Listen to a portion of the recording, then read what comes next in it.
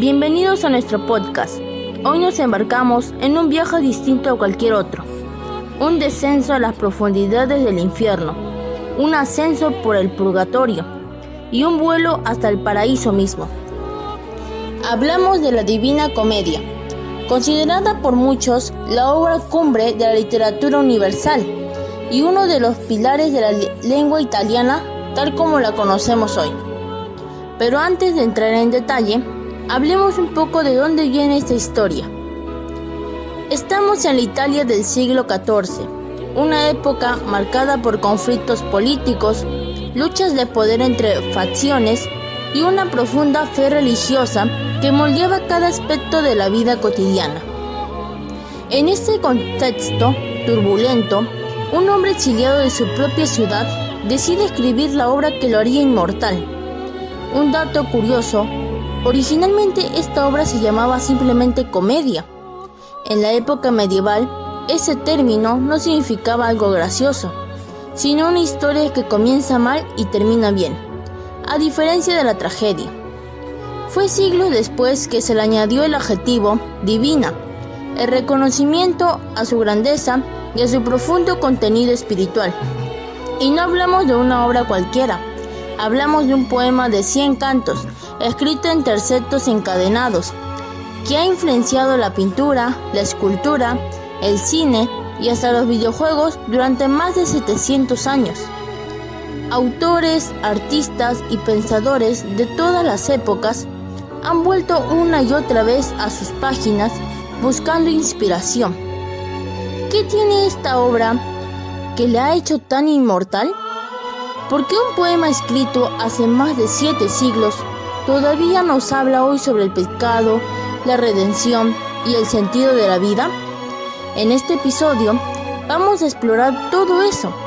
¿Quién fue el hombre detrás de esta obra maestra? ¿De qué trata su extraordinaria historia?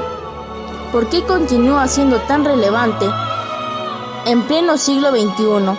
¿Y qué lecciones podemos rescatar de ella para nuestra vida actual?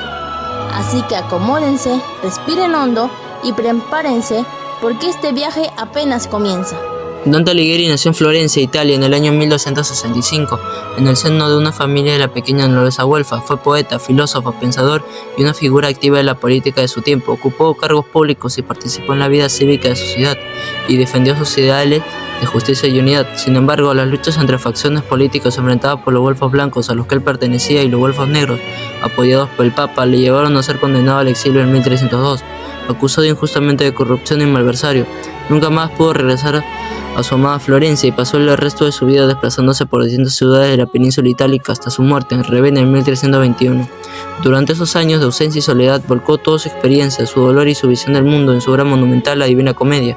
Esa narración épica estructurada en 3 partes, el infierno, el purgatorio y el paraíso, cuenta el viaje imaginario del propio Dante a través de reinos de la ultratumba, donde se encuentra con personajes históricos, mitológicos y conocidos, y reflexiona sobre el pecado, la redención, la ética y el destino de las naciones y la relación entre la fe y la razón.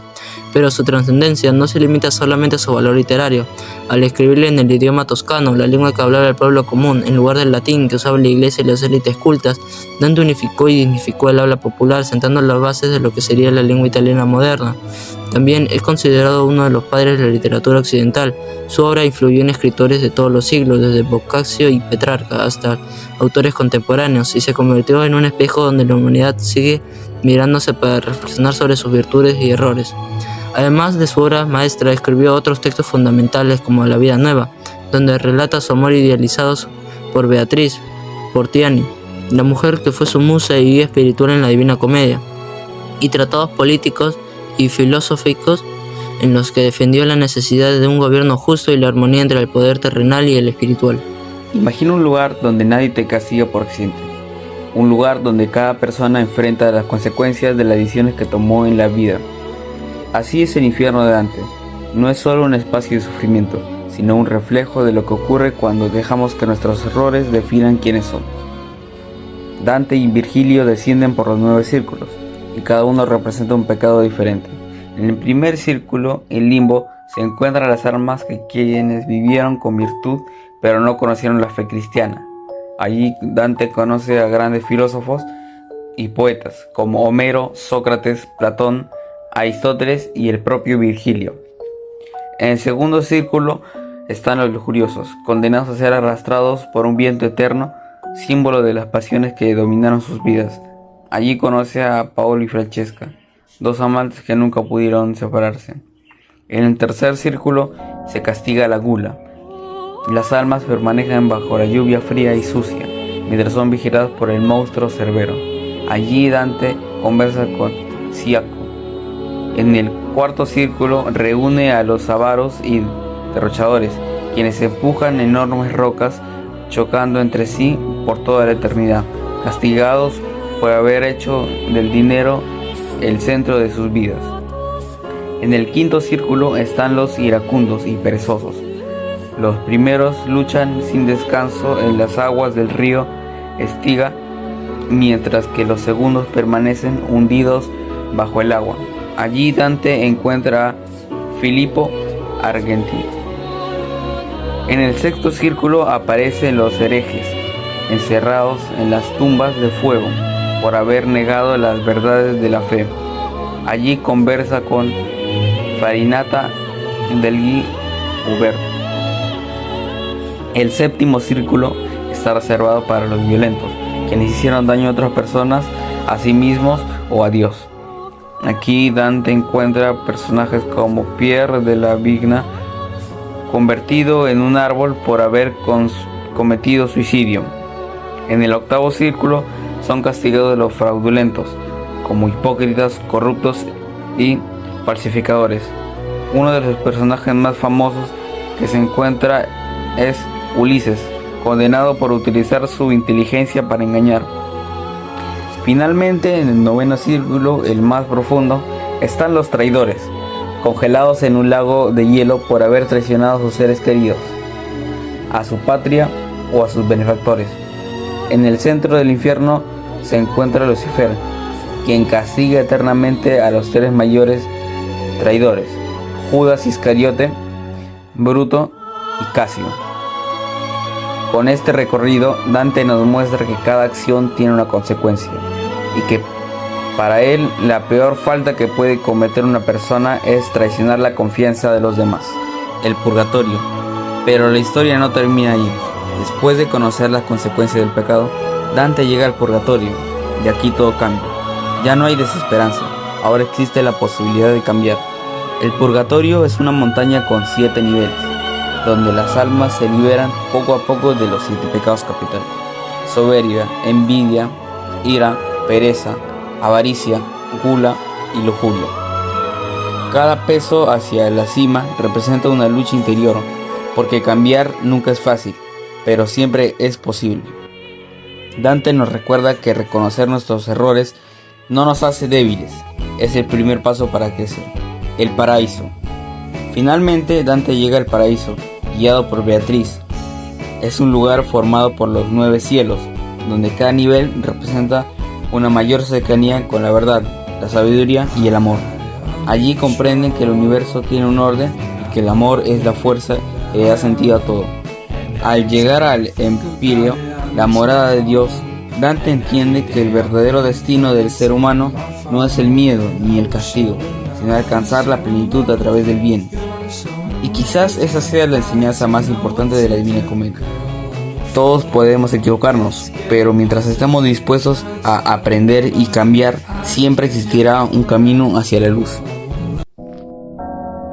Ahora bien, ¿por qué la Divina Comedia sigue siendo tan importante después de más de 700 años? En primer lugar, por su valor literario y lingüístico.